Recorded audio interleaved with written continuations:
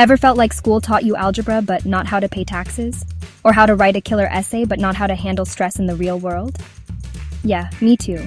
It's like they prepped us for this theoretical life that doesn't really exist, while completely ignoring the practical stuff that actually matters. Well, don't worry, I got you. In this video, I'm diving deep into 10 essential life skills that they should have taught us in school, but didn't. We're talking about the kind of stuff that will actually make a difference in your life, from managing your money like a boss to mastering the art of saying no. This isn't just some fluffy self-help stuff either. These are practical, actionable skills that you can start using today to level up your life. So grab a notebook, get ready to take some notes, and let's get started. Alright, let's get real for a second. How many of you actually learned about managing money in school? Yeah, didn't think so. But guess what? This is level 1 adulting. First off, budgeting. It's crucial. Figure out where your money is going each month. Use apps, spreadsheets, or the envelope system.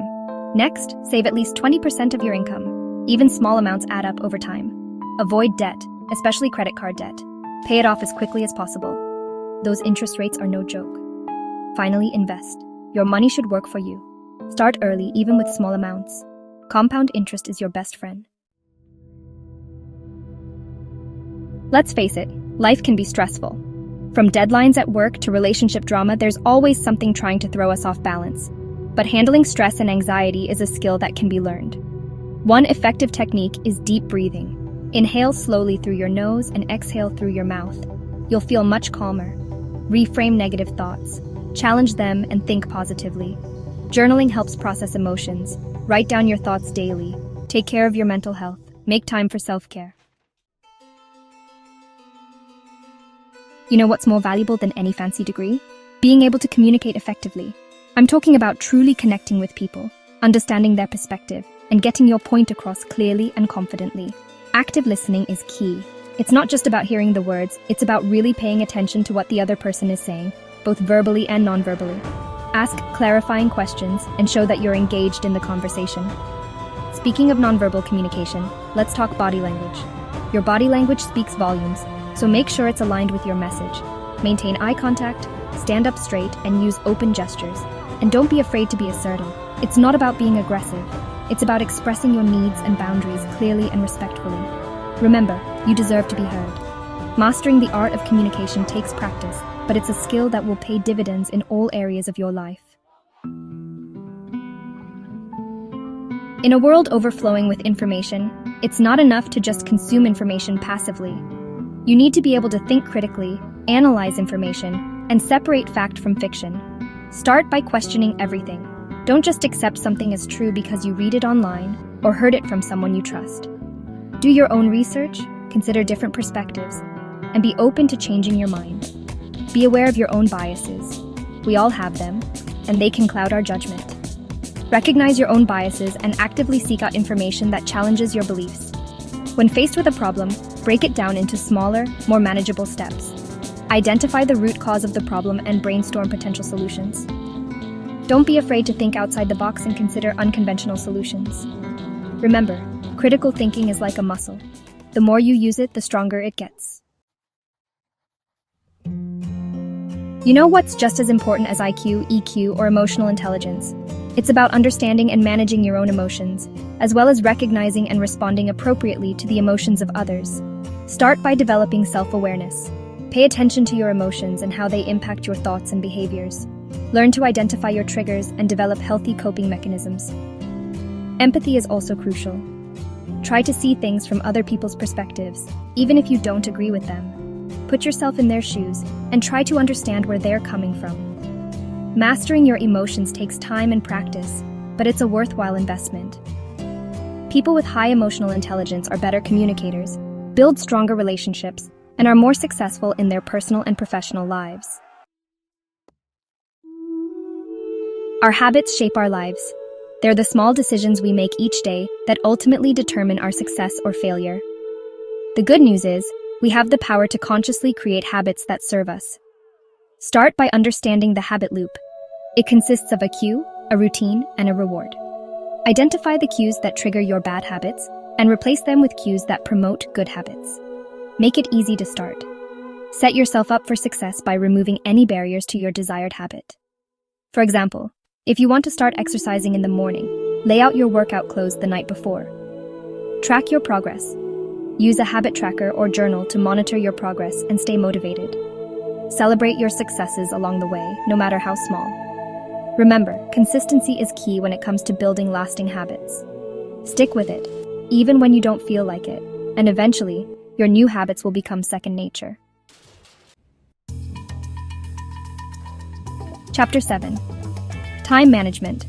Make time for what matters most.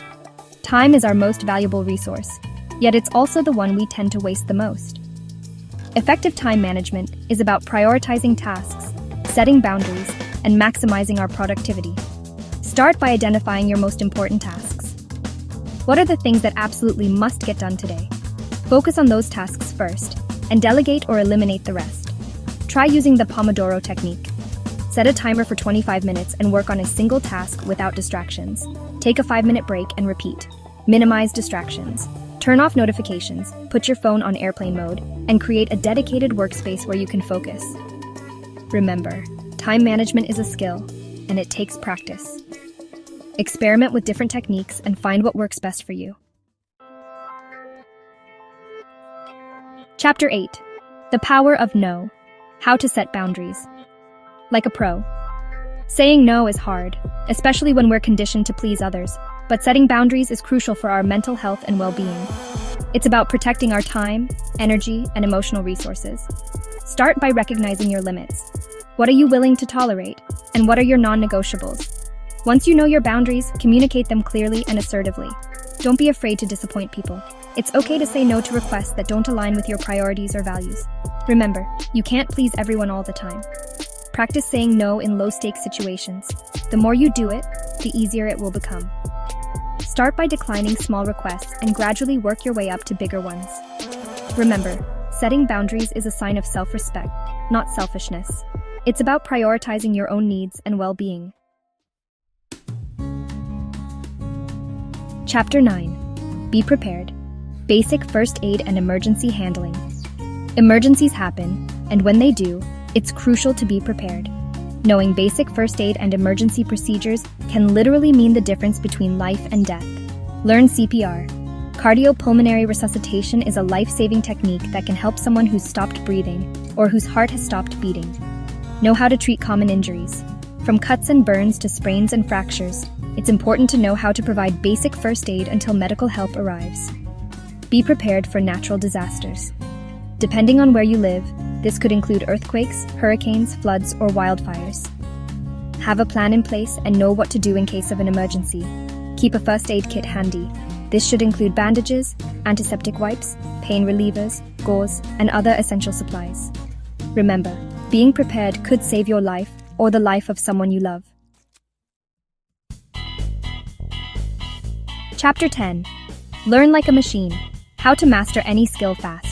We live in an age where information is readily available at our fingertips. The key is knowing how to learn effectively and efficiently. Embrace meta-learning. Meta-learning is the art of learning how to learn. It's about understanding your own learning style, identifying effective learning strategies, and optimizing your learning environment. Use spaced repetition. Our brains are designed to forget information over time. Spaced repetition involves reviewing information at increasing intervals, which helps to embed it in our long-term memory. Practice active recall. Instead of passively rereading information, try to actively recall it from memory. This forces your brain to work harder and strengthens the neural connections associated with that information. Don't be afraid to experiment. Everyone learns differently. Try different learning methods and find what works best for you. Remember, learning is a lifelong journey. Embrace a growth mindset and never stop exploring new ideas and skills. Outro Level Up Your Life start today. So there you have it, 10 essential life skills that they should have taught us in school but didn't. Don't let that hold you back. The best time to learn these skills was yesterday, but the second best time is right now. Pick just one skill from this video and commit to practicing it this week. Start small, be consistent, and don't be afraid to make mistakes. Remember, mastery takes time and effort, but the rewards are well worth it. Now I want to hear from you. What's one life skill you wish schools taught? Let me know in the comments below. And don't forget to like this video and subscribe to the channel for more life-changing content. See you in the next one.